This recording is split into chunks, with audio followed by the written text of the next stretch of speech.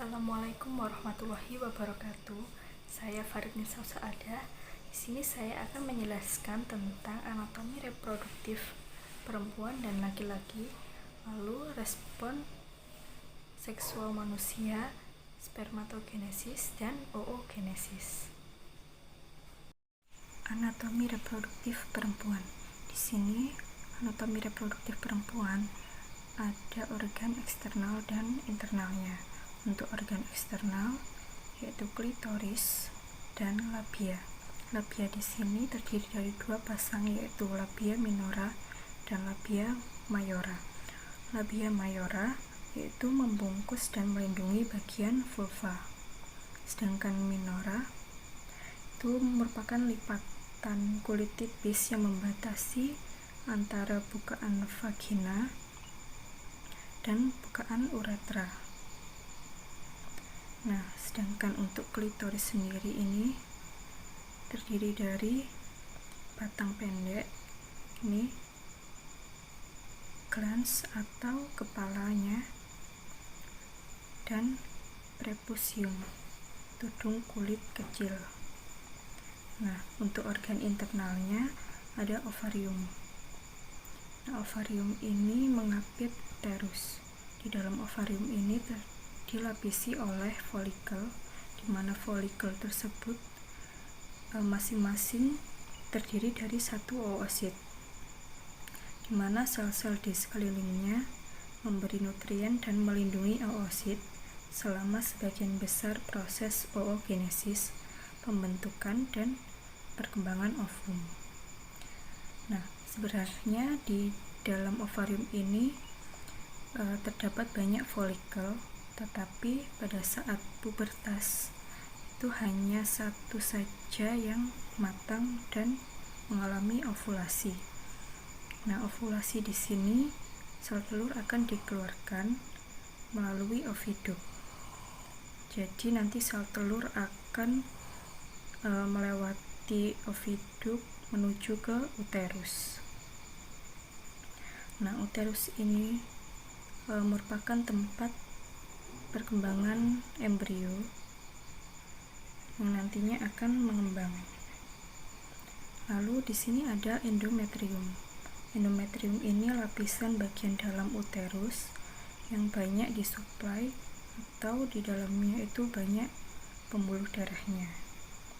Lalu ini serviks. Serviks ini merupakan bagian leher uterus yang membuka ke dalam vagina. Nah, vagina sendiri itu tempat untuk penyisipan penis dan penampukan sperma selama kopulasi, serta berperan sebagai saluran keluarnya bayi. Nah, vagina ini membuka ke arah luar vulva.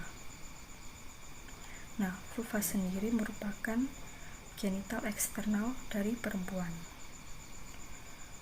Lalu dalam anatomi reproduktif perempuan ini terdapat juga kelenjar susu.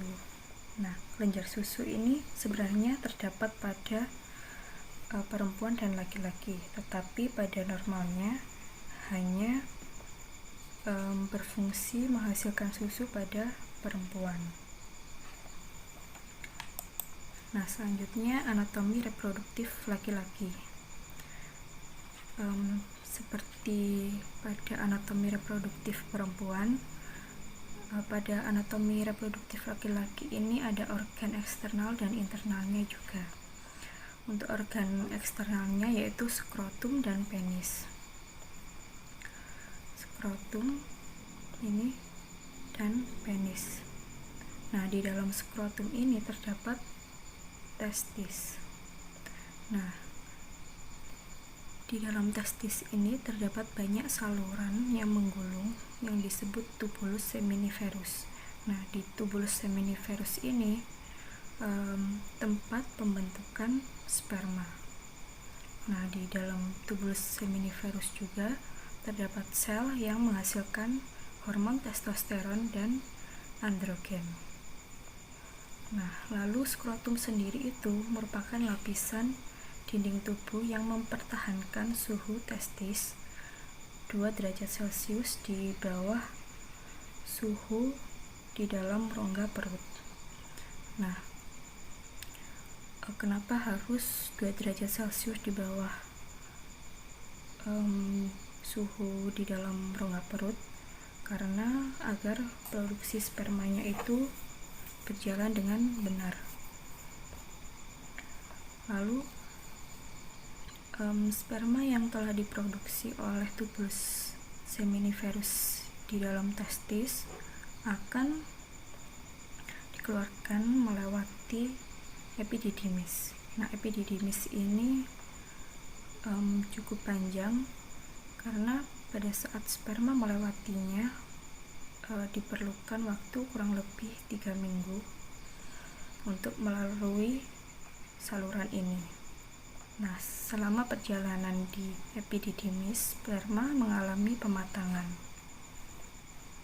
Nah, ketika ejakulasi, sperma yang ada di dalam tubulus seminiferus akan didorong dari epididymis menuju vas deferens. Nah, ini vas deferens. Nah, vas deferens ini nanti akan bergabung dengan vesicula seminalis. Nah, gabungan ini nanti akan membentuk ductus ejakulasi. Ductus ejakulasi ini akan membuka ke dalam uretra. Ini ke dalam uretra. Nah, uretra sendiri ini akan membentang sepanjang penis dan akan membuka keluar pada ujung penisnya. Nah, pada anatomi reproduktif laki-laki ini terdapat kelenjar aksesori yang terdiri dari vesicula seminalis, kelenjar prostat, dan kelenjar bulbouretra. Nah, vesicula seminalis ini akan menyumbangkan sekitar 60% volume semen. Nah, sedangkan kelenjar prostat akan menyekresikan produk-produknya dan akan menyalurkannya ke dalam uretra. Sedangkan kelenjar bulbouretra nanti akan menyekresikan mukus jernih yang menetralisasi asam yang tersisa pada uretra. Nah, ketiga kelenjar aksesori ini berfungsi menghasilkan sekresi yang berkombinasi dengan sperma untuk membentuk semen atau cairan yang akan diejakulasikan. Nah, lalu di penis ini terdapat saluran tadi yang namanya uretra dan terdapat jaringan erektil yang seperti spons. Nah, pada batang utama penis ini tertutup oleh kulit yang lebih tebal, sedangkan kepala atau glans ini tertutup dengan kulit yang lebih tipis sehingga lebih sensitif terhadap rangsangan. Nah, yang menutupi glans yaitu prepusium atau kuluk yang biasa di khitan. Lalu respon seksual manusia. Nah, di respon seksual manusia ini terdapat 2 tipe reaksi fisiologis. Yang pertama vasokongesti dan myotonia. Nah, vasokongesti adalah pengisian jaringan darah, sedangkan myotonia adalah peningkatan tegangan otot. Nah, di siklus respon seksual ini terdiri dari 4 fase, yaitu yang pertama kebangkitan gairah. Nah, pada fase ini berfungsi untuk mempersiapkan vagina dan penis untuk koitus atau hubungan seksual. Dalam fase ini terjadi vasokongesti yang ditandai dengan ereksi penis dan klitoris, pembesaran labia dan payudara. Sedangkan di sini juga terjadi myotonia yang ditandai dengan ereksi puting susu atau ketegangan lengan dan kaki. Selanjutnya fase kedua yaitu fase plato. Nah, fase plato ini merupakan respon yang terjadi akibat dari perangsangan langsung dari alat-alat genital. Nah, pada perempuan biasanya sepertiga bagian luar vaginanya itu mengalami vasokongesti, disertai kenaikan uterus, pernafasan yang semakin cepat, dan detak jantung yang meningkat. Ketiga, fase orgasme. Nah, fase ini mengalami kontraksi tak sadar dari struktur-struktur reproduktif pada kedua jenis kelamin. Nah, fase ini merupakan fase terpendek dalam siklus respon seksual. Pada laki-laki biasanya terdiri dari 2 tahap, yaitu emisi dan ekspulsi. Emisi yaitu keluarnya semen ke uretra, dan ekspulsi yaitu ejakulasi. Nah, sedangkan pada perempuan terjadi uterus dan vaginanya itu berkontraksi. Lalu fase terakhir yaitu fase resolusi, di mana organ-organ yang mengalami kontraksi atau vasokongesti akan mengalami kembali seperti semula dan otot-otot akan berelaksasi.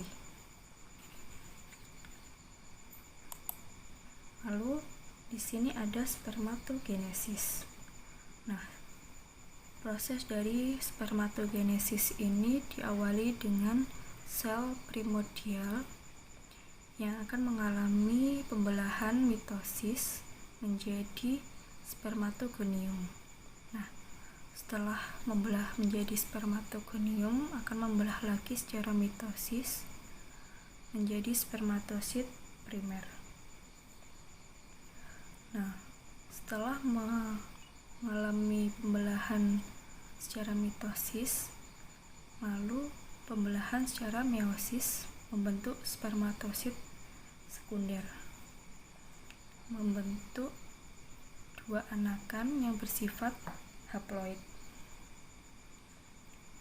Lalu dari spermatosit sekunder ini akan membelah melalui pembelahan meiosis 2 membentuk 4 spermatid. Nah, spermatid ini akan mengalami perubahan bentuk dan organisasi sel sehingga berdiferensiasi menjadi sperma.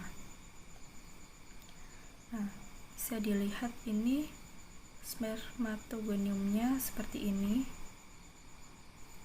sedangkan spermatosit primernya seperti ini, spermatosit sekundernya seperti ini.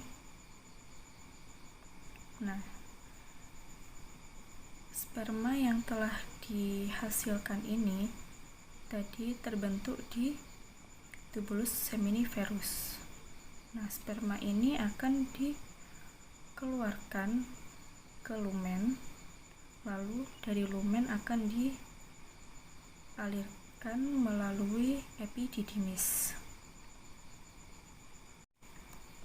Sperma ini memiliki bentuknya.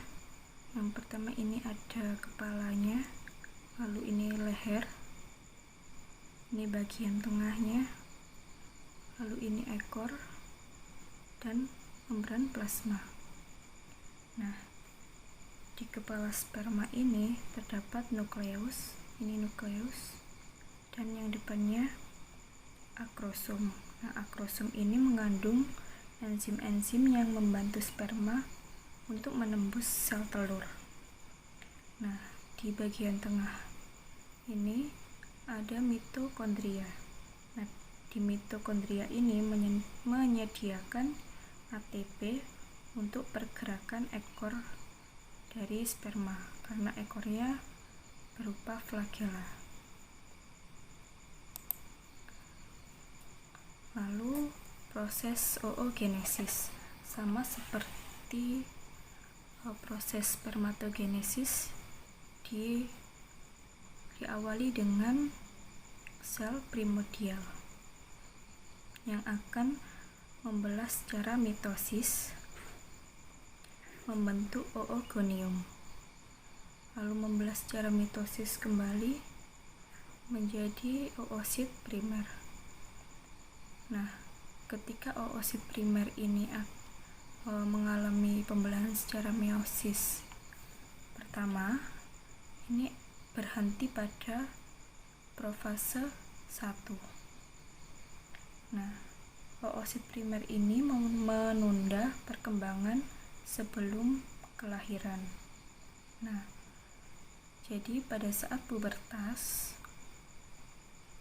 hormon FSH yang merangsang folikel untuk tumbuh dan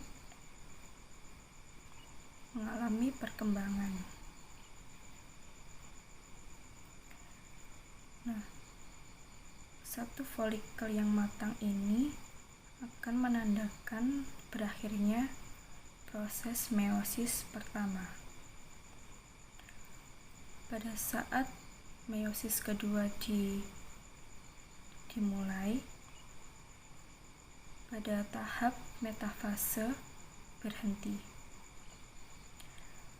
Oosit sekunder ini akan dilepaskan pada saat ovulasi ketika folikelnya ini pecah.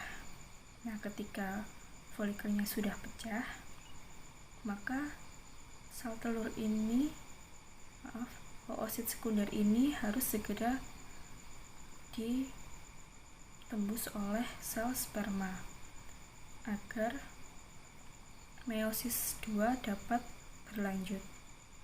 Nah, setelah sel sperma menembus oosit sekunder, maka terbentuklah sel telur. Nah, di meiosis pertama dan meiosis kedua ini terjadi proses sitokinesis yang membuat ini badan polarnya ini akan hancur karena mengalami pembelahan yang tidak setara.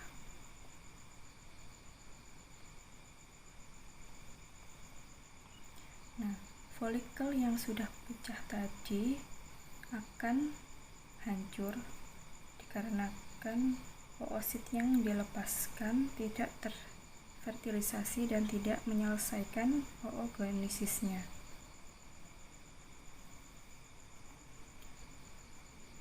Sekian dari saya.